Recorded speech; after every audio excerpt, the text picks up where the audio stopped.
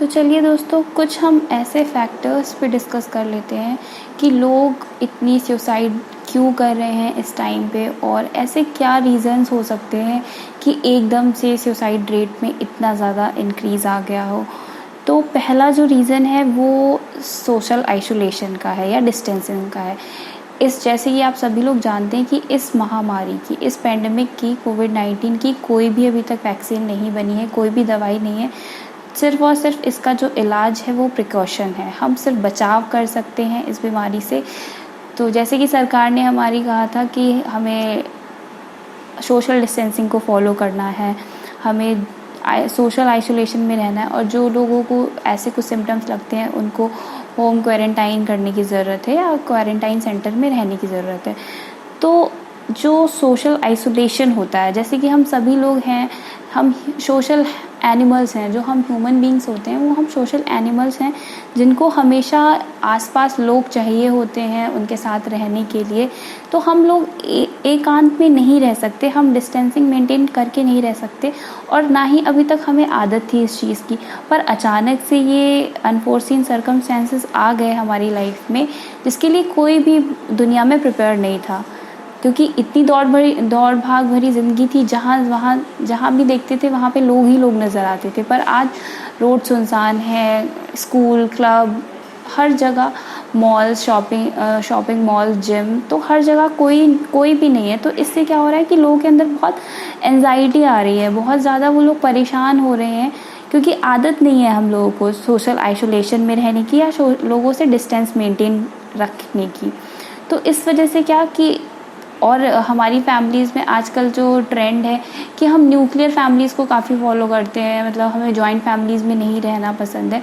तो जो अकेले रहते हैं अब लॉकडाउन में, तो वो अकेले कितना टाइम अपना स्पेंड करेंगे घर के अंदर, क्योंकि उनके पास लोग नहीं है बात करने के लिए। तो ये भी एक रीज़न है। सोशल आइसोलेशन की वजह से भी सुसाइड रेट बहुत बढ़ रहा है। उसके बाद जो वर्ल्ड वाइड लॉकडाउन की वजह से इकोनॉमिक रिसेशन आया था, क्योंकि पूरे दुनिया में सारी कंट्रीज़ ने अपने अपने इकोनॉमीज़ पे को रोक दिया, मतलब पूरे देश पे लॉकडाउन लगा दिया। तो इकोनॉमिक एक्टिविटीज़ बंद हो गई। अब इकोनॉमिक एक्टिविटीज़ की वजह से क्या हो गया कि बहुत लोग पैनिक करने लगे, जैसे कि अब नौकरियों से निकाल दिया जाएगा, अब अनएम्प्लॉयमेंट बढ़ जाएगा, पॉवर्टी, गरीबी बढ़ जाएगी लोगों के पास। तो लोगों के पास ये हो गया कि अब क्या करेंगे, आगे क्या करेंगे। देश तो, जैसे कि प्रवासी मजदूर, बहुत सारे मजदूर की नौकरी चली गई, उन लोगों की नौकरी चली गई। तो अब आपने बहुत सारा न्यूज़ भी सुना होगा कि इंडिया में बहुत सारे गाँव में से या बहुत सारे लोग खुदकुशी कर रहे हैं, कि मतलब फाइनेंशियल क्राइसिस की वजह से, कि अब नौकरी चली गई, अब हम क्या करेंगे। तो पैनिक कर रहे हैं लोग, क्योंकि इकोनॉमी में स्लो डाउन आ गया है। तो पैसे ख़त्म हो जाने की वजह से या नौकरी चले जाने की वजह से भी लोग बहुत सुसाइड कर रहे हैं। उसके बाद जो थर्ड रीज़न है वो मेडिकल हेल्थ केयर स्टाफ्स पे भी बहुत ज़्यादा है। वो भी बहुत स्ट्रेस में है, एंजाइटी में है। जिन डॉक्टर्स 24 घंटे काम कर रहे हैं, उनकी वजह से वो लोग भी आसपास अपने कोविड-19 के पेशेंट्स को ट्रीट कर रहे हैं, और तो वो लोग भी स्ट्रेस में हैं, और वो उनके अंदर भी बहुत आने वाले फ्यूचर में चांसेस हो सकते हैं कि वो भी सुसाइड कमिट कर लें, है ना। तो वो लोग भी प्रेशर में काम कर रहे हैं, एंजाइटी में काम कर रहे हैं, स्ट्रेस हो रहा है काम की वजह से, छुट्टी नहीं मिल पा रही है, अपनी फैमिली से 50-50, 60-60 दिन से दूर हैं। तो डॉक्टर्स का भी, क्योंकि एक रिपोर्ट में पढ़ रही थी, उसमें 50% जो मेडिकल स्टाफ है ब्रिटिश हॉस्पिटल का, वो सिक है, मतलब वो बीमार है। तो ये भी एक रीज़न हो सकता है आगे चल के कि इसमें भी सुसाइड रेट बढ़ सकते हैं। अब क्या है कि कोविड-19 की वजह से लोग डिस्क्रिमिनेशन करने लगे, भेदभाव करने लगे हैं, सोशल बायकॉट करने लगे हैं। जैसे कि एक न्यूज़ आई थी कि जहीदुल इस्लाम करके एक 36 साल के आदमी ने सुसाइड कमिट कर ली, क्योंकि उसके पड़ोसी ने उसको अवॉइड करना शुरू कर दिया, है ना, कि उसकी कम्युनिटी में कोरोना ना फैल जाए। तो आप डिस्क्रिमिनेशन की वजह से लोगों को, क्योंकि लोगों को डिस्क्रिमिनेशन की आदत नहीं है कि आप किसी भी इंसान को किसी बीमारी के बेस पे आप डिस्क्रिमिनेट कर रहे हो, उसको अवॉइड कर रहे हो, उससे बात नहीं कर रहे हो, तो ये इंसान को हर्ट करता है। तो वो सोचता है कि जब हमारे आसपास के लोग हमें एक्सेप्ट नहीं करेंगे, तो आपने सुना होगा बहुत सारे इंडिया में भी न्यूज़ आई कि जो क्वारंटाइन सेंटर्स है वहाँ पे लोग कूद गए, खुदकुशी कर ली, और हॉस्पिटल में भी कोई टेस्ट करवाने गया तो उसे लगा कि स्टिग्मा लग जाएगा, एक कलंक लग जाएगा कि इसको कोरोना हो गया है, तो उन्होंने हॉस्पिटल में ही कूद के जान दे दी, तो रिपोर्ट आने से पहले। और रिपोर्ट जब आई तो पता लगा कि नेगेटिव है। तो लोग इतना पैनिक कर रहे हैं, लोग इतना डर रहे हैं कि इतना ज़्यादा डिस्क्रिमिनेशन हो जाएगा, स्टिग्मा लग जाएगा। इस वजह से लोगों के अंदर सुसाइडल बिहेवियर की टेंडेंसी बहुत बढ़ती जा रही है।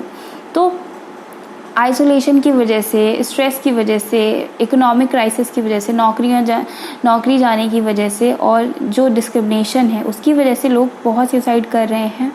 तो मैं यही कहूँगी, क्योंकि आजकल की जनरेशन है, आजकल के लोग है, कोई भी सिचुएशन के लिए प्रिपेयर नहीं था, किसी को नहीं पता था कि, क्योंकि हम लोगों को आदत ही नहीं है रुकने की। हम लोगों ने शुरू से अपने लाइफ टाइम में बस लोगों को दौड़ते हुए देखा है, अपने सपनों के पीछे, अपने काम के पीछे लोग बस भाग रहे हैं। लेकिन जब एक अचानक से ज़िंदगी ठहर गई, दुनिया रुक गई, तो हमें समझ में नहीं आया, एक वैक्यूम क्रिएट हो गया, और जिससे कि हमें जीना मुश्किल लगने लगा और मरना आसान लग गया कि हम नहीं जी सकते ऐसे, तो मर जाते हैं। तो सोचिए दोस्तों कि लाइफ में कोई भी ऐसा इंसिडेंस हो, या कोई भी आपकी सक्सेस हो, आपका फेलियर हो, कोई से वर्स्ट कंडीशन हो, वो टेम्परेरी है। आपकी लाइफ जो है, आप उसको सिर्फ इन टेम्परेरी सिचुएशंस के लिए को मद्देनज़र रखते हुए आप अपनी लाइफ को हार्म नहीं पहुंचा सकते, क्योंकि ये सब सक्सेस भी छोटी है, फेलियर भी छोटे है, वर्स्ट सिचुएशन भी छोटी है, बट आपकी लाइफ एक बार चली गई तो वापस नहीं आएगी। सक्सेस अगर एक बार चली गई तो वापस आ सकती है, फेलियर एक बार हो गया तो हो सकता है कि आप दोबारा इम्प्रूव कर लें उसको, पर वह सिचुएशन आई है तो ये भी चली जाएगी। ऐसा नहीं है कि ये परमानेंट है, टेम्परेरी है, हर चीज़ टेम्परेरी है। तो आप अपनी लाइफ को कमज़ोर क्यों समझ रहे हैं? आप अपनी लाइफ को एक चांस क्यों नहीं दे रहे हैं? ये सारी चीज़ें बहुत छोटी हैं, बहुत आसानी से लाइफ में आपको आगे बढ़ सकते हैं। अप्स एंड डाउन्स को टॉलरेट करना सीखिए, फेलियर को टॉलरेट करना सीखिए, सक्सेस को टॉलरेट करना सीखिए। हमें क्यों नहीं आदत है कि हम अपने आप खुद के साथ टाइम स्पेंड कर पाएँ? भाग दौड़ भरी ज़िंदगी बहुत अच्छी बात है कि हम अपने सपनों को फॉलो करते हैं, हम अपने काम के पीछे भागते हैं, अच्छी बात है, लेकिन थोड़ा समय हम खुद के लिए भी निकालें, खुद को भी समझें, ताकि किसी वर्स्ट से वर्स्ट कंडीशन में हम खुद को बैलेंस कर पाएँ।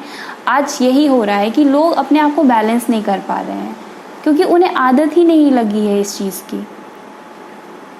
तो प्लीज़ आप अपने आप को स्ट्रॉन्ग रखिए, पॉजिटिव रखिए, अच्छी किताबें पढ़िए, अच्छे लोगों से, अच्छे पॉजिटिव लोगों से बात करिए, उनके वीडियोस देखिए, जो भी आप कर सकते हैं।